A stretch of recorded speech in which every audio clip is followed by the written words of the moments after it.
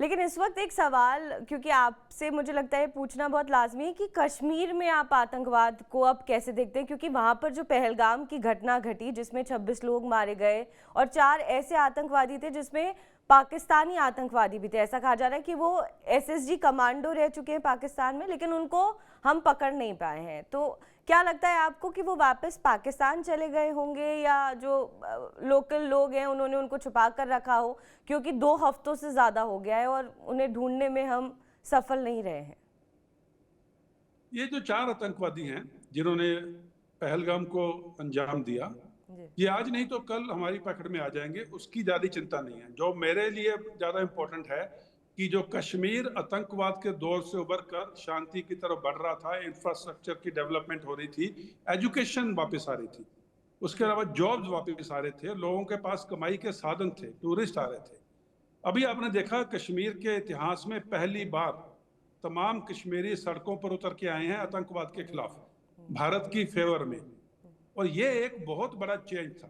और ये जो चेंज था, ये इकोनॉमी ड्रिवन चेंज था। पहले क्या होता था कि 500 रुपए के लिए बच्चा जाता था, पत्थर फेंक के आता था, घर में शाम को रोटी बनती थी। जी।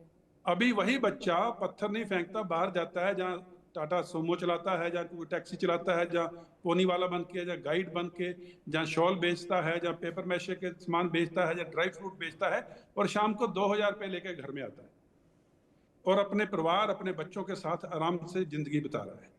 तो ये जो एक चेंज था वो बहुत बड़ा चेंज है और हमने इस चेंज को आगे जारी रखना है। इस जी। चेंज में किसी तरह का खलल नहीं पड़ना चाहिए, क्योंकि जो कश्मीरी भारत के साथ जुड़ रहे हैं, कश्मीर हमेशा से भारत का अंग रहा है।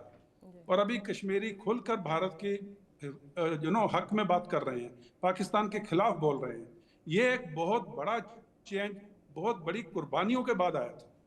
उसमें सिक्योरिटी फोर्सेस की कुर्बानियां हैं, सिविल की कुर्बानियां हैं, लोकल कश्मीरियों की कुर्बानियां, जम्मू कश्मीर पुलिस की कुर्बानियां हैं। तो ये सारी कुर्बानियों को हमने जाया नहीं जाने देना। हमने इनको किसी तरह से वापस उस दौर में, काले दौर में नहीं जाने देना। जी तो बिल्कुल। ये एक चीज जो है ये बहुत जरूरी है, क्योंकि ये आतंकवाद 4 इधर आए 4 उधर गए, ये होता रहेगा। कंसोलिडेशन फेज चल रहा है, उसमें मुझे ज्यादा चिंता नहीं है। और जो दूसरी बात है, आज की तारीख में करीब करीब 70% कश्मीरी 35 साल की उम्र से कम है।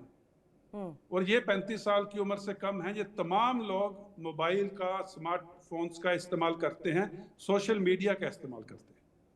और जो भी 35 साल से कम उम्र का कश्मीरी है, वो गन कल्चर के नीचे पैदा हुआ है, गन कल्चर के नीचे बड़ा हुआ है।